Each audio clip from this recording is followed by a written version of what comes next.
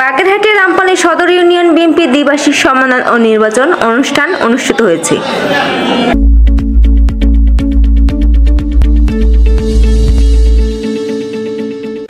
বৃহস্পতিবার 31 জুলাই সকাল 12টায় নির্বাচন কার্যক্রম অনুষ্ঠিত হয়। রামপাল সদর ইউনিয়নে সভাপতি পদে শেখ হীরকমণি 265 ভোটে বিজয়ী হন। সাধারণ সম্পাদক পদে শেখ সোহেল হোসেন 250 ভোট পেয়ে বিজয়ী হন।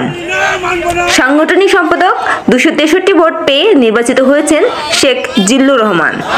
নির্বাচনী ফলাফল ঘোষণা করেন জেলা বিএনপির যুগ্ম আহ্বায়ক ও বাগেরহাট 3 নির্বাচনী এলাকার প্রধান নির্বাচন সমন্বয়ক শেখ কামরুল ইসলাম গোড়া।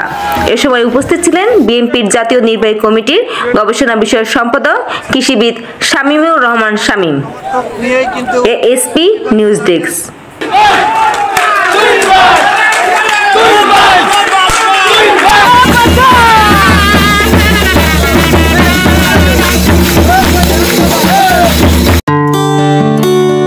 এএসপি নিউজের সাথে থাকার জন্য ধন্যবাদ।